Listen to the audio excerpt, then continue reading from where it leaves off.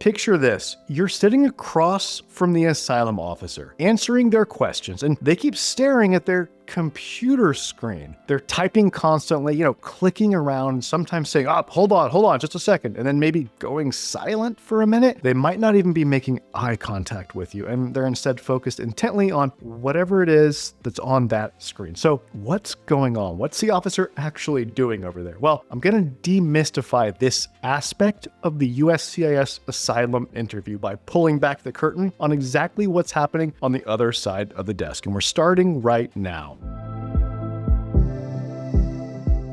I'm Brian Manning, and I used to be an asylum officer with USCIS, but now as an asylum lawyer, my firm helps immigrants all over the country to secure their future in America through asylum. It can feel weird or unsettling, and to some people even disrespectful, to have the asylum officer typing away and very obviously carrying out significant work on their computer while you're trying to tell your asylum story. Look, you're talking about traumatic events, and they're over there banging away on the keyboard. Now, let me explain what's going on. So first, the scenario. So you're seated across the desk from the officer, who is almost certainly going to have two computer monitors in front of them. Now, on the first monitor, they're taking notes, okay? They're typing out the question that they asked you, and they're typing out your response. It's not word for word like verbatim, but it's close to what you actually said. They're required to create a record of what transpires during the interview, and then they'll use this record later to inform the assessment that they have to write, which serves as the formal document that justifies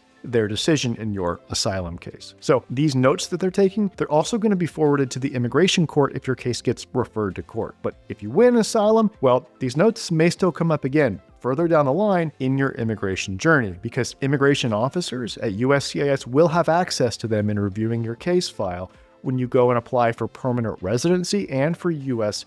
citizenship. So both in immigration court and in future cases with USCIS, the government can use against you anything that you said during your asylum interview, as reflected in the officer's notes, that doesn't quite line up with other statements that you make or other information throughout your immigration history. Now, you can get a copy of these notes later through a Freedom of Information Act request. And you should absolutely do this, because knowing exactly what the officer wrote down helps you address maybe discrepancies that could arise in court or in future immigration applications. Okay, so the officer's note-taking on one computer monitor, right?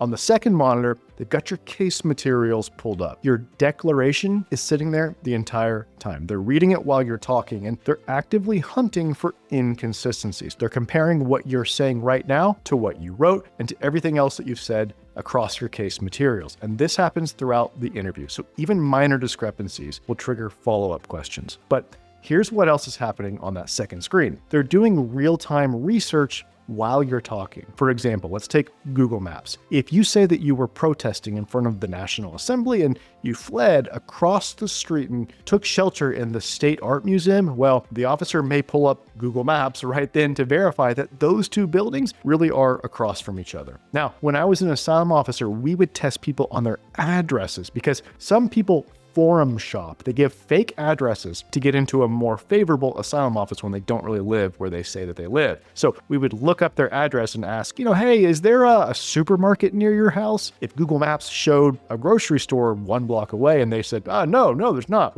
we'd confront them with that inconsistency. Officers are also Googling to try to check up on your story. Take, for example, politician names that you mention, or party names, dates of protests or elections. They're doing quick Wikipedia searches to verify basic facts that you're stating. Now, officers are supposed to do thorough country conditions research before your interview, but sometimes it doesn't happen. Sometimes they just don't have time. Maybe the officer assigned to your case originally called in sick that morning and your case got dropped in another officer's lap with just minutes to prepare. That's why there might be extensive research during your interview. The officer may also consult internal resources such as USCIS asylum lesson plans for substantive guidance on legal issues during your interview. Now, here's something most asylum seekers don't know. officers are chatting with other people during your interview through Microsoft Teams. They're messaging their supervisors and asking things like, hey, the applicant just said this, and I'm not really sure what to ask in response or what direction to take this. And the supervisor is giving them guidance in real time while you're sitting right there. Or the officer may be messaging colleagues if,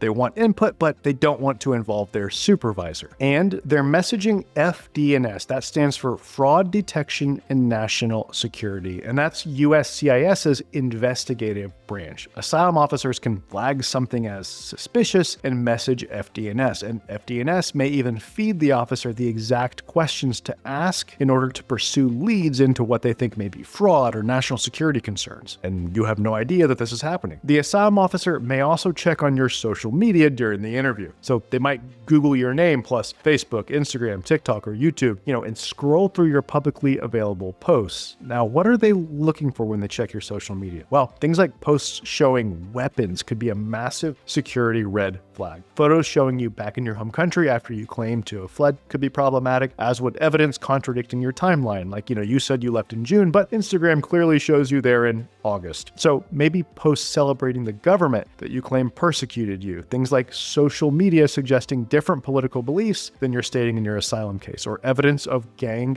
affiliation. FDNS does deeper investigations, usually ahead of time, but officers sometimes do basic checks right there during your interview. Security checks against government watch lists, prior immigration violations, and criminal records have been done ahead of time before your interview, and the asylum officer has access to this info during your interview. Now, these checks incorporate information from federal and state law enforcement databases, and in some cases, even data shared by international partners, in other words, other countries. Anything flagged in those results may prompt questioning to further explore a possible ineligibility or national security concern, or maybe a fraud indicator. Now, let me be honest. Not all officers stay 100% focused during your interview. Some are pulling up news websites unrelated to your case, or maybe Googling for restaurants for lunch, right?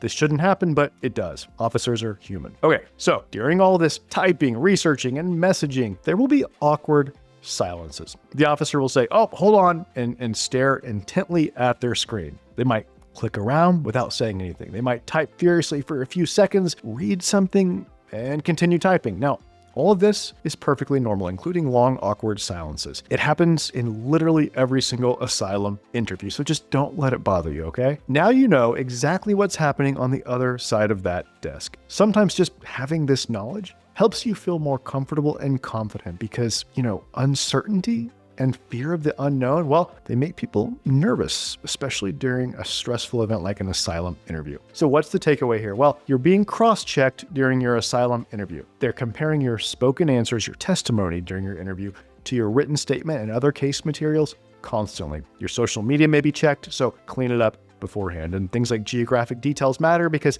they'll verify them on Google Maps. Names, dates, and facts that you mention may also be checked online in real time. Remember, consistency is everything. You got to know all the details of your case, and listen, be 100% honest and open in your testimony. Now, because you watched this video, you're not walking into a mystery anymore. You know exactly what they're doing while you're talking. All right, if you're ready to take the next step and get help with your asylum case, then please call my office today. That number is 713-909-0401. And remember, we help people all over the country, so it does not matter where you live. Call us right now to schedule an asylum strategy session so that we can help you to secure your future in America through asylum. Again, I'm Brian Manning, and it's really an honor to serve you in your asylum journey.